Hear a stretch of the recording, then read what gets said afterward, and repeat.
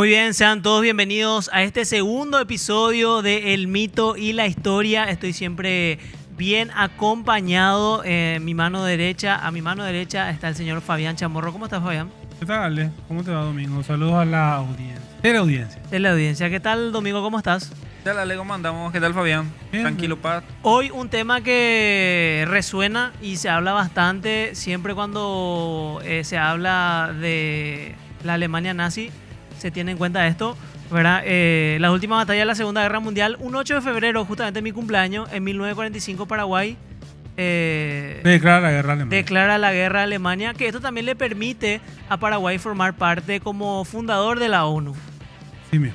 Entonces, la pregunta concreta es, ¿Hitler vivió en Paraguay? ¿Vos qué tenés, Domingo, de mito? ¿Qué escuchaste por ahí?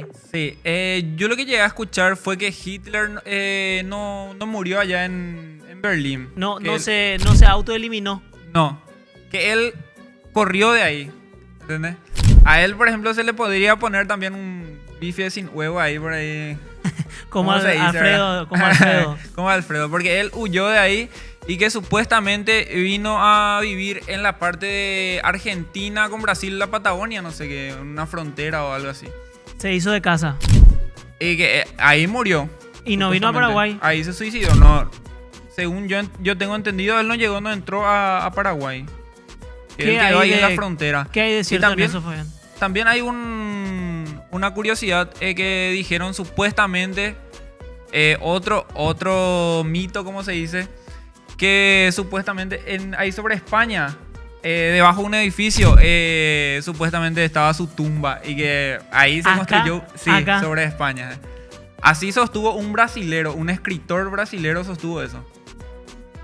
Pero ¿y qué Un hay ahora ahí? escritor brasilero, ¿Qué hay ahora? que según Un hotel. según dicen, un militar fue a su funeral y ese militar llegó a contarle a los brasileros y los brasileros escribieron un libro como el hombre que enterró a Hitler. ¿Qué hay de cierto en eso, Fabián? Pero descabellado Bueno, parece, ¿verdad? Muy Sí, loco me la estaba historia. riendo, me está riendo. Primero vamos a aclarar a la gente que la Patagonia es el límite entre Chile y Argentina, no Argentina y Brasil. Ah, Pero bueno, hay tanto. Si ustedes van a la historia de diferentes países, a los mitos de diferentes países, van a encontrar por lo menos en 5 o 6 países latinoamericanos que Hitler murió en esos países. Y alguien le vio a Hitler ahí. En algún momento su abuelita le pasó para tomar gaseosa, para comer algo. O sea, esa historia van a encontrar varias partes. El problema acá es que es imposible. Berlín estaba rodeada por el ejército rojo, el ejército de la Unión Soviética. Y si ustedes ven en un mapa, eso era impresionante. Estamos hablando de cientos de miles de soviéticos rodeando el búnker. ¿Por dónde se iba a escapar?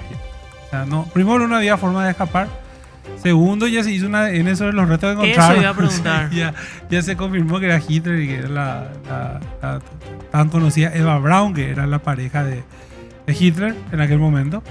Así que no, él terminó muriendo ya. Después lo que se hizo acá se ficcionó para vender. O sea, hay no voy a decir ni su nombre para no darle publicidad, un escritor argentino que es el que inventó que está enterrado en un búnker, en un hotel.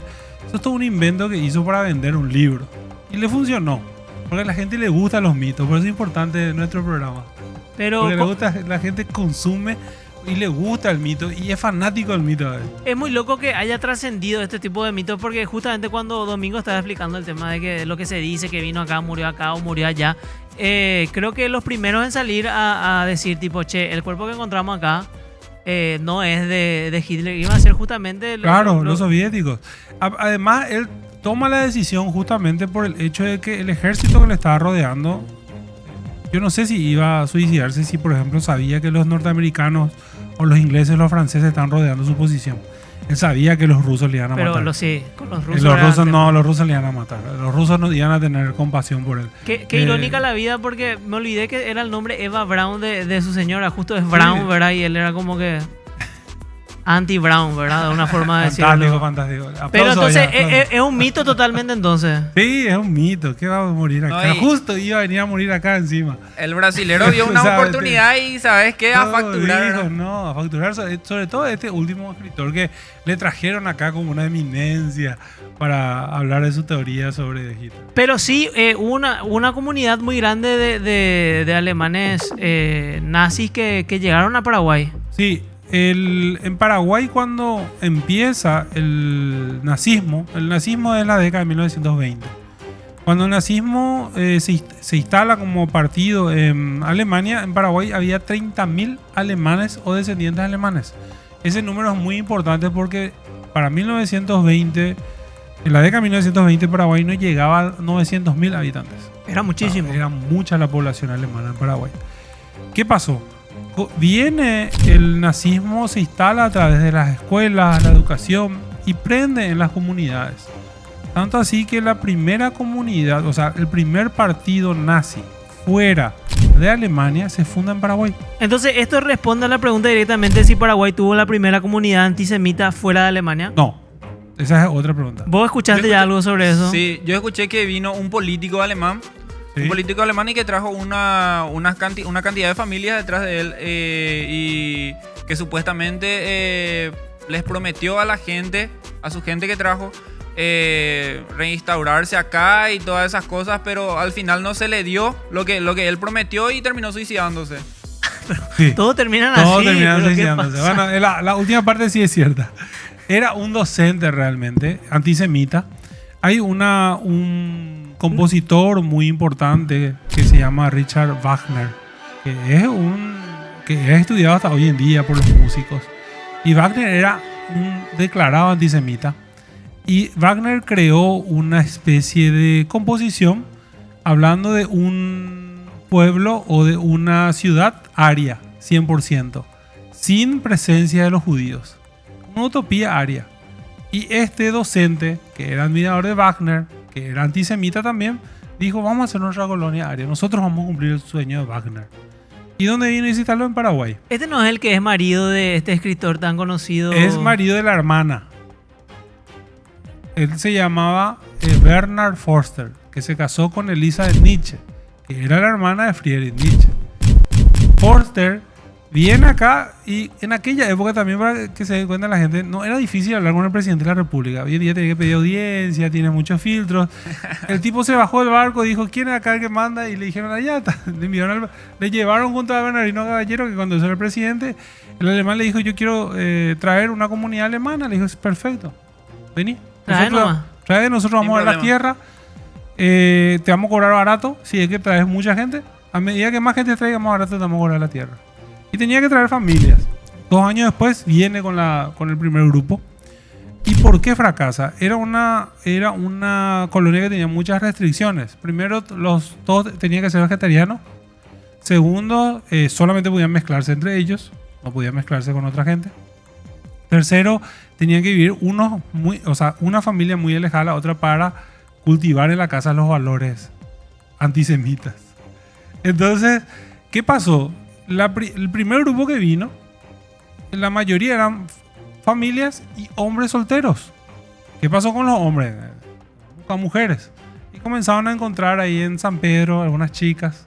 Y Paraguayita. 9 meses después comenzaron a aparecer los primeros ruidos en la zona de San Pedro. Y comenzó a fracasar la colonia. Después descubrieron el asado a la estaca con cuero, que era como comía el campesino el asado a la estaca. Y dejaron el vegetarianismo, pero Justo a en la Paraguay. semana. Así Justo en empezó. Justo en Entonces, Paraguay quisieron ser, justo en Paraguay querían ser vegetarianos. Pero ¿por así qué? empezó entonces la colonia menonita, peor. No, así comenzó lo que se llama hoy Nueva Germania. Nueva Germania justa. Pero Nueva Germania. responde a la pregunta de si Paraguay tuvo la primera comunidad Sí, esa fue la primera comunidad antisemita. antisemita fuera de Alemania también. Y terminó fracasando por lo que estoy contando. La gente comenzó a distenderse mucho, las reglas no eran las que les gustaban a los muchachos y comenzaron a salir de la comunidad. Pero Hasta que él tuvo que abandonar, sí. es cierto que unos cuantos paraguayos se fueron y le quisieron quitar la tierra que se les había dado a ellos. No, se le sacó de hecho después porque fue abandonada. O sea, la comunidad fue abandonada por gran parte de los que habían instalado el lugar y había que pagar. Entonces no tenían tampoco la plata para pagar y tuvieron que, ¿cómo se dice? Tuvieron que solucionar de otra manera. Tuvieron que liquidar las tierras, en pocas palabras. Elizabeth se quedó porque este muchacho, Bernard Foster, entró en una depresión y le dejó a su señora que se encargue de la colonia. Y él vino a San Bernardino. San Bernardino ha sido una comunidad que sí Era un cheto, funcionó. entonces. Sí, Muy cheto. era un cheto. Vino y se instaló en el nuevo Hotel del Lago. Cuando eso, el Hotel del Lago se fundó en el año 1888. Y él llega, poco tiempo después de fundarse, él se instala en una de las habitaciones. Y como él tenía ciertos conocimientos de medicina, se fue a una farmacia, pidió un cóctel, pidió diferentes drogas. En aquella época pues no te vendían el remedio. No es como hoy en día que Vos te tenías daban que una pila. crear, vamos a decir. No, claro. Vos le llevabas la dosificación. Y si vos entendías, vos pedías. No había. Dame tu receta, no existía eso. Entonces, Como una heladería, vos elegías los sabores, los sabores. mezclaban. Y el tipo eligió los sabores, se fue, mezcló en su pieza y le bajó. Ahí en el hotel de En el hotel Lago se Mandó a suicidó. cerrar el hotel ahí. Mandó a cerrar el hotel. Qué locura. Se suicidó en el Pobre hotel. el dueño del y hotel. por ahí, si hay gente que quiera conocer, está todavía su tumba. Hasta hoy en el cementerio alemán de San Bernardino. Está la tumba de Bernard Foster. Y Pero hasta en la muerte y- tienen un cementerio alemán. ¿no? alemán, tenían un cementerio alemán. Y la curiosidad, las veces que yo me fui, ya sea para quitar fotos, llevar grupos y demás, siempre hay flores en la tumba. O sea, hay alguien que cuida Hay la alguien tumba. que Hay alguien cuida. que le cuida la tumba. Eso es muy loco. Sí, muy denso. Qué loco. Otra cosa densa. En la pieza donde él se suicidó, tuvieron que, dejaron de habilitar el hotel porque un día levantó, famoso, ¿conocen eso que la alfombra se pega y se queda como alfombra? Y estaban restaurando el lugar y levantaron la alfombra y encontraron un pentagrama en el piso. No. Los muchachos se iban para hablar con Forster. Hacían su gualicho ahí, su brujería, no sé. Y seguramente querían hablar con Qué loco. Forster. Entonces, si quieren conocer, ir al Hotel del Lago, está la habitación de Bernard. Qué locura. Sí, muy loco. Están todos. Es tipo, vos podés ir y entrar nomás ahí para ver. O No, se hoy en paga, día ¿no? creo que se está restaurando nuevamente. Sí, se está restaurando. Acá tenemos una consulta también del compañero. ¿Qué tal, compañero? ¿Cómo estás? ¿Es cierto que cuando Hitler llega al poder en Alemania, él manda tierras del suelo alemán para que sean esparcidas sobre la tumba de Foster?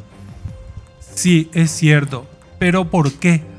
Elizabeth Nietzsche sobrevivió y se fue otra vez a Alemania ella. Y llega cuando su hermano se enloqueció.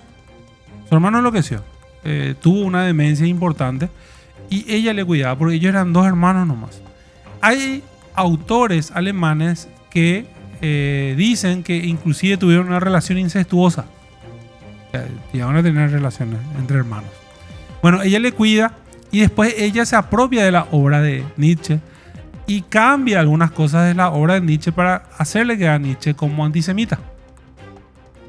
Entonces, uno de los pilares del discurso nacional socialista era eso que creó Elizabeth. Entonces, cuando llega al poder Hitler en el año 1933, una de las primeras visitas que hace es al museo de Nietzsche que cuidaba todavía a la señora Elizabeth. Elizabeth vivía todavía en el año 1933 cuando sube Hitler. Y envía, así como preguntó el compañero, envía la tierra para tirar sobre la tumba de Bernard Foster. En el funeral de ella muere un año después, creo, 1 o 2 años después, estaba la plana mayor del nazismo, incluido Hitler, en el entierro de Elizabeth. Ahora hay una calle en Nueva Germania que se llama Elizabeth Nuchen. Escribieron mal su nombre. En serio. Pero es Está- memoria de ella. Sí, En sí, un memoria de paraguay- ella. Sí, así un paraguayo. Dice. Sí, mucho Parece una apellido. china, parece más que alemana china ahí. Nuchen. Qué locura, porque Vamos también... a poner después en la placa. También, claro, hay Yo tengo la foto. hay un mito que también yo he escuchado bastante, incluso hay una música de una banda nacional que es Revolver, que cita, Mengele fue tu socio, qué buen negocio. Pero esta no sería la pregunta, sino que acá la pregunta concreta es, Mengele es casi afirmativo que estuvo en Paraguay. Sí, afirmativo. Esa no hay duda, Reafirmativo. casi no hay, o sea, no hay duda de duda. eso. No hay duda. Acá la pregunta es, Mengele fue doctor de Stroessner y le pregunto a Domingo qué es lo que escuchó. Yo escuché que él llegó a tratar la enfermedad que tenía Stroessner en El las vitiligo. manos, el vitiligo. Él le llegó a ayudar en eso, pero después como que los que le estaban persiguiendo ya estaban muy cerca de él. Él salió huyendo de ahí, ¿entendés? Se fue hacia el sur supuestamente, hacia Jovenau. Hasta ahí. Sí, eso fue lo que Toda la info que yo tenés. escuché. Ok, Fabián, ¿qué hay de cierto en eso? No.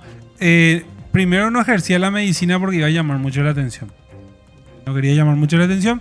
Se conoce un caso de un jerarca justamente de la época de Stroessner, que era muy amigo de Mengele, que le trató a su hijo cuando tuvo una especie de epilepsia, algo así. Pero nada más que eso. O sea, no hay otra cosa documentada. Mengele estuvo en Paraguay durante 11 años yendo y viniendo. Se instala en el año 1959 y saca la ciudadanía paraguaya. Él es como Ronaldinho. Tiene cédula paraguaya. No, en serio, tenía cédula paraguaya y lo más increíble que tenía con su nombre. Se llamaba José Mengele. Él se llamaba Joseph Mengele. O sea, una F había al final. Pero los muchachos sacaron la F y dejaron su cédula con su foto, sin problema. José nomás le pusieron. José Pero Mengele. hay así un registro donde aparece Sí, José está Mengele. la acta, todo. Está la acta, quienes firmaron la acta para... Porque en aquella época, para darte la ciudadanía paraguaya, vos tenías que tener 2 testigos. Y están todos los nombres de los testigos, la firma de los testigos.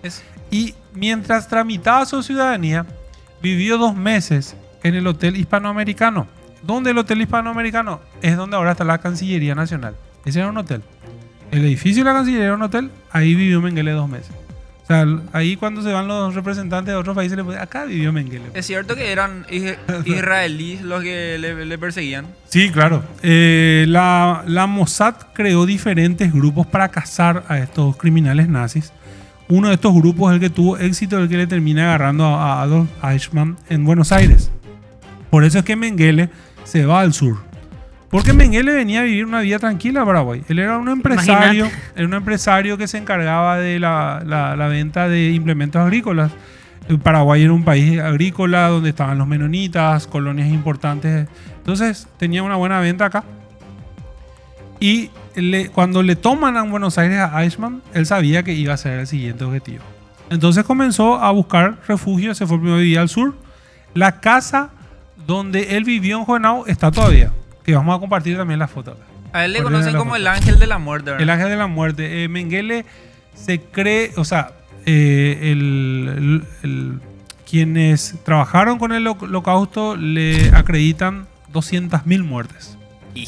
Él era el encargado. Cuando llegabas a Auschwitz, había así, en una mesa larga, había varios médicos. Y el médico te veía, si vos eras sano, entonces te enviaban a trabajar. Si vos estabas enfermo, te enviaban a la cámara de gas. De eso él se encargaba. ¿Y por qué viene el ángel? Porque por ello tenía un tic y se reía constantemente. Y él, cuando estaba condenándole a la gente a vivir o morir, él se estaba riendo. Entonces se le quedó como el ángel de la muerte. Sí. Hay una pregunta que José te quiere hacer, Fabián. Sí. Sí, sabemos que Mengele estuvo en Auschwitz, entonces cuando él estuvo tramitando su ciudadanía o en esas épocas en las que vivía en Paraguay, ¿se llegó a cruzar con alguna o alguno de los prisioneros del campo de concentración? Hay una historia, una señora que tenía una relojería en el centro que le reconoció. Que le reconocí, dice que entró así como pánico. Pero él andaba libremente por Asunción, sin ningún problema, nadie le molestaba. Hasta que ocurrió este caso que estoy contando en Argentina, y eso hizo que él desaparezca. Él se fue cuando se fue a Jovenau, y él se fue con un nombre ficticio otra vez. Se olvidó su cédula paraguaya ya no le servía su cédula paraguaya. Y de ahí ya va a Brasil, donde vive. Es la última vez que viene a Paraguay en el año 1964. El dueño del Hotel Tirol era un ex SS. ¿De acá de Paraguay? Claro. El dueño del hotel era un ex SS. Dios mío. Y, por supuesto, era muy amigo de Mengele. Claro, Consulta. Ah, más vale. Entonces, sí. SS. Sí. Tipo- Era un grupo de un escuadrón paramilitar que tenían los nazis antes de subir al poder. Ah. Y cuando subieron al poder, Hitler le instala dentro como un ejército más. Y es como de la élite, o sea, es tipo Sí, su era círculo. es la SS. su círculo Es- más. Son unas S así tipo en rayo. Ellos le juraban fidelidad a Hitler, no a Alemania. A ese nivel. O sea, el ejército le juraba fidelidad a Alemania. Y ahí los estaban ellos SS por Alemania. Sí, más o menos. Sí, pelearon igual algunos la guerra. Pero bueno, este señor le manda a hacer una cabaña detrás de su hotel, a Mengele. Y él venía y se quedaba cada vez que venía a Paraguay, se quedaba ahí. Hasta que le siguió el rastro, la gente de la Mossad pudo saber, gracias a espías, cada cuánto venía. Y trataron de secuestrarla ya por el año 1964. Y su seguridad le avisa. Hubo un tiroteo, muere uno de los que le cuidaban a Mengele, pero le dieron tiempo a cruzar el río Paraná a territorio argentino. Y Todo ahí, eso pasó en Paraguay. todo eso pasó en Paraguay y nunca más se supo él en Paraguay. Es 1964. Él muere en el 79, ahogado en San Pablo. Qué Es cierto, locura. es cierto que una parte, cuando vivían en Juvenau, estuvieron, tipo los israelitas estuvieron a punto de atraparle y él estaba en pijama, salió saltando por la ventana, pero la poca ropa que tenía agarró y se fue y tipo corriendo, se ponía la ropa sobre su pijama otra vez. No, Es verdad, no, ¿no? y esa es la historia. O sea, era Juvenau, era... el Tirol está en Capitán Miranda, que es cerca de Juvenau. Eso que vos estás contando tiene que ver con esa historia. Una locura. Y así como estuvo Mengele, ¿verdad? Otra persona, hubo más El segundo altos mandos. criminal nazi más importante que murió acá en Paraguay, pero que vivió gran parte de su vida en Argentina, es Eduard Rochman, el carnicero de Riga, al que se le acreditan 40.000 Sobrenombre, muertes boludo. en Riga. 40.000. 40.000 personas en Riga. 30.000 a 40.000 personas. Ellos son responsables de la matanza de Rumbula, donde mataron en casi una semana a 21.000 judíos. Cavaron una fosa y le iban trayendo a la gente, le ponían al borde de la fosa y de a 7 fusileros le metían un balazo en la nuca. Imagínense más de 20.000 personas. Es muchísimo. Es muchísimo. Lo que lleva Cerro Porteño. Sí. Sí, no, en serio, es como fusilar a No, toda esa o sea, gente. imagínense Para 20.000 que tengan personas. una idea, con la comparación con un estadio está bien. Y Rochman fue uno de los responsables de esta matanza. Y él murió acá. Él vivió gran parte de su vida en Argentina, donde él ya pasó desapercibido, ya se olvidaron de él. Inclusive los servicios secretos israelíes se olvidaron de él. Hasta que un día, un cazador nazi llamado Simon Wiesenthal salió le ayudó a un cineasta famoso inglés de aquella época, estoy hablando de la década de 1970, a elegir un personaje para una película que quería hacer, que se llamaba Los Archivos Odessa.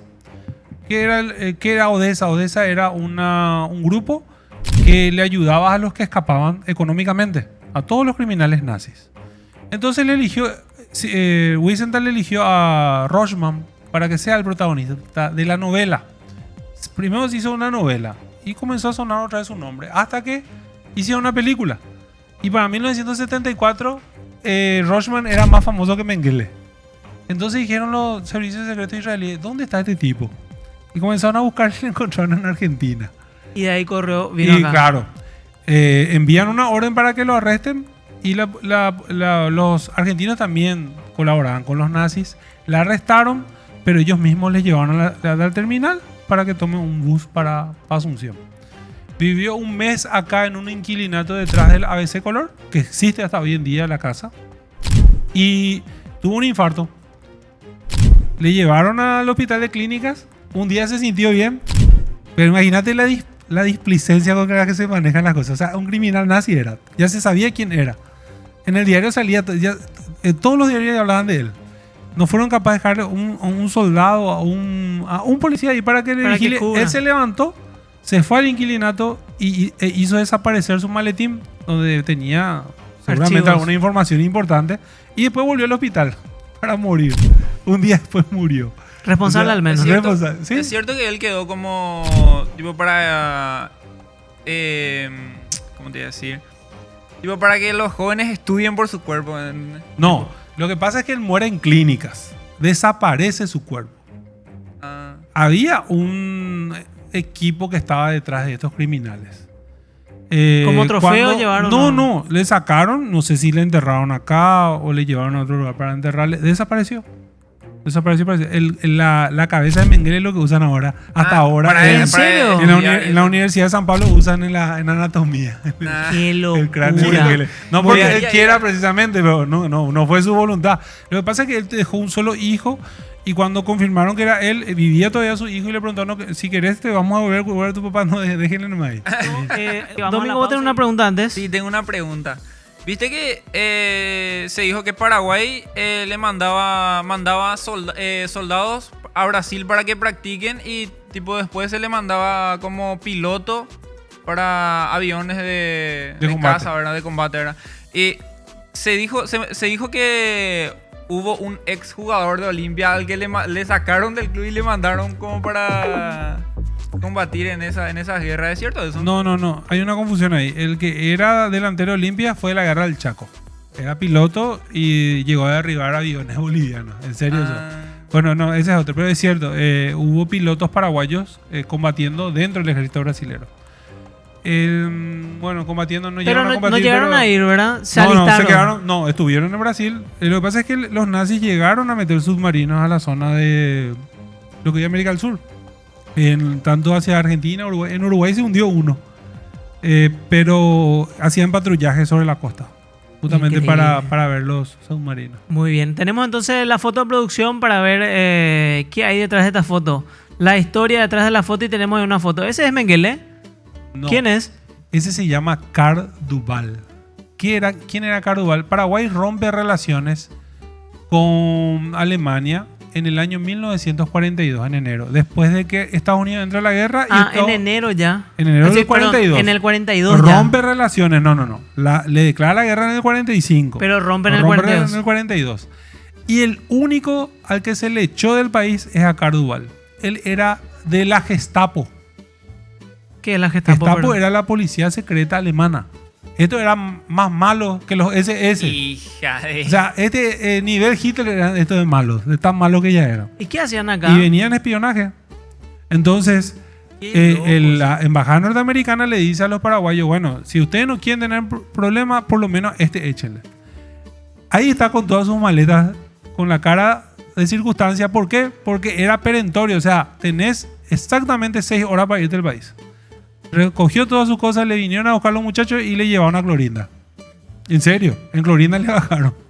Pero, ¿y dónde murió este señor? No, se fue a Argentina, después de Argentina se fue a Alemania. Él siguió, sobrevivió a la guerra. Pero, ¿cómo fue eso de que solamente le echaron? ¿Por qué no le agarraron, le apresaron o cualquier Porque Paraguay rompió nomás relaciones con él, no estaba en guerra. Y en Paraguay se movieron los movimientos nazis sin ningún problema. Nadie les molestó. Durante toda la guerra, inclusive después de declarar la guerra, igual se siguieron moviendo tranquilamente los grupos neonazis en Paraguay. Entonces, Carl Duval fue el único perjudicado. Cuando Paraguay le declara la guerra a Alemania, toda la batalla que tuvimos fue cuando los funcionarios públicos paraguayos se fueron y saquearon la embajada alemana. Los muchachos se fueron atrás. Aprovecharon. Y dijeron, yo quiero para mi silla nueva y se fueron y saquearon todo lo que hay. Genial. Vos sabés que esta información no la tenía. Vos, Domingo, brevemente, ¿tenías esta info? No. Ni ahí. Muy bien. Entonces, vos sabés que este programa tiene que tener más tiempo. Tiene más tiempo al aire porque a mí me quedó muchas preguntas, pero gracias, Fabián, por responder todo. Yo no sé si vos inventás cuando no sabes. No. No, tengo que mantener mi perfil. Es cierto que el presidente Morínigo y nuestros militares simpatizaban con los nazis. Y fue por eso que Estados Unidos le tuvo que apretarle los huevos a nuestro presidente para que se vaya a la guerra también. El 99% de nuestros militares eran filonazis. Les gustaban las formas del nazismo, los desfiles, las banderas, los uniformes. Eso, estaban enamorados los militares paraguayos del nazismo. Y sí, Estados Unidos fue el que le apretó primero para romper relaciones y después le apretó para declarar la guerra. Entonces era como una selección para ellos. Sí. Jugar en la selección. Sí, les gustaba, en serio, les gustaba todo lo que tenía que ver con el nazismo. Estaban cegados. Me gustaban los rubios a los paraguayos, ¿no? Probablemente sí. ¿Hay algo que aprendimos para rescatar el domingo? Sí, yo aprendí que qué malos pueden ser los alemanes, boludo. No puede ser. No Los puede nazis. Ser, los nazis. Y eran alemanes. Claro. Bueno, pero no puede ser que lleguen a tener esa frialdad para hacer esas cosas, boludo, que hicieron. Y Pero, yo aprendí, por ejemplo, que si quieren que se reproduzcan, tienen que comer asado y no ser vegetarianos. Porque fracasó, creo que en ese punto. Cierto. Entonces, Brillante, gracias brillante. Fabián, gracias Domingo. Nos vemos en un próximo episodio. Yo creo que tiene que durar más esto. Sí. Tiene que tener más tiempo porque ahí Más tiempo. quedó muchísimo, ¿verdad, Fabián? Sí, vamos a hacer un programa especial. Genial. Y para la gente que quiere aprender más, tenemos un libro, Los nazis en Paraguay. Esto se va a sortear en YouTube, así que dejen su nombre, apellido y sus últimos 3 números de cédula. Vamos a sortear ahí por una cuestión de organización. Así que a los que están interesados, después vamos a comunicar al ganador y cómo puede retirar. Así que muchas gracias, chicos. Nos vemos en un próximo episodio. Chao, chao.